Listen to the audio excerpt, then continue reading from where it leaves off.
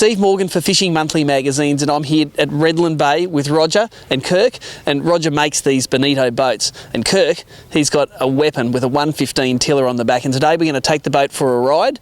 We're going to ask Kirk what he thinks about it and ask Roger about how he made it. So guys, it's been a process with you, Roger. We first met you down your shed down at Jacob's Well. You crack out these wonderful looking boats, and you said that a lot of commercial guys use them as tiller steers, and this is a tiller steer model. No worries putting a 115 on it? No worries at all. No, the chaps have been running 130s, even up to 150s with them in a tiller steer format. Not scary with a 150 and a tiller? Ask Kirk. Kirk, you put a 115 Mercury 4-stroke on this, 1.7 litre motor, fair bit of kick in them. What's it like to control it? Yeah, no problem. I had a 60 Merc before on my tiller steer tinny. I actually find this easier to hang on to all day. I've been in some 6-7 hour days, not a problem. Arm is not sore. It's got a co-pilot there if you want to lock it up, but not a problem. You're a purchaser of the boat. You've obviously gone in and bought it. You might have read about it in the magazine or something like that. What drew you to the Bonito boat, and what do you really like about it? Oh, a friend had one, a 5 metre. I was going to buy a aluminium, but I actually went for a test drive the day before. I went and see Roger.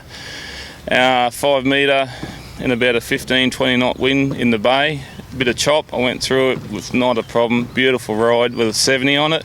So I thought, this is me. I'm going to actually go away from the aluminium. Went to a fiberglass. Never looked back. Now, a lot of guys, when you're being sold a boat, you're saying an aluminium boat can really take the hits. And has it been a worry having a fiberglass boat in the Southern Bay, because the Southern Bay can be fairly rocky islands, bits and pieces? What sort of things do you need to do to avoid that? Yeah, you just got to look after them that a little bit more. You know, I used to fish in a lot of shallow waters, but I was still fishing it. It was electric motor. You've got to know your limits where you go. It's got a keel guard on the front. I've never damaged underneath. I've done quite a few hours in it now, and yeah, no problems. You just got to make sure you don't go and touch it on the reef. Roger, a lot of commercial guys use these boats. Obviously, a commercial crab around here will give these boats a real flogging. How have they stood up over the years?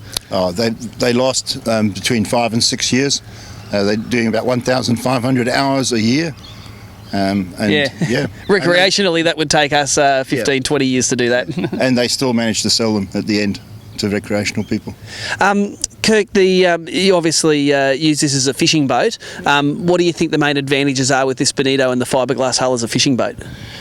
Oh, it does everything I want it to do, you know, like it's an open boat. I throw cast nets out of it. I go camping with the kids. I've got 3 kids, teenagers. We go camping probably a good 6-7 times a year.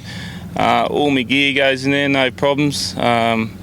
Overall, I can't fault it. It does everything. It's very hard to get a boat that does everything, but I can't actually fault this in any way because it does everything I want it to do. I noticed this boat doesn't have the centre console. It's the tiller steer, so it's got that big open deck on it. It's no worries, obviously, throwing a whole week's worth of camping gear in there. Yeah, not a problem. It's got heaps of room, you know, and storage up the front.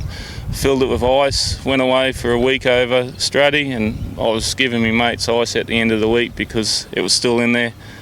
You know, it's absolutely perfect.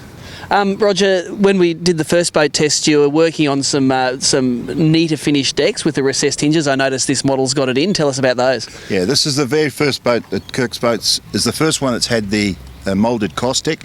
The fully moulded cast deck with recessed hinges. It's got a recessed sounder, so it's out of the way for when he's not using the sounder. And basically this has got the sports fishing deck that the fishermen want, not the commercial deck. It's got a lot more quality finish and on skid and etc, etc. And let's not talk to the guy that made it, let's talk to the guy that bought it. What did this rig cost you to put on the water with the 115 Merc 4-stroke, the Min Coda, on the trailer, registered on the water? I'm not going to show the missus this, mate, so what did it cost you? Oh, probably around at the 30,000. I've done it all myself, like the package. I didn't buy as a package. I bought the trailer off Roger, the boat as a bare boat, and then I bought the motor separate. Done a bit of shopping around. Overall, like, you couldn't fault the price because you compare it to other boats and tinnies, and you know, you spend that sort of same money. But yeah, I'm happy overall. I've done the wiring myself. I've done a lot of fit out myself. But yeah, it's still putting a little bit of accessories on. But you know, you can never stop doing that to your own boat, can't you? That's right, and that is a lot of boat for 30 grand. We've seen a little bit of vision through this interview about how it's performed on the water.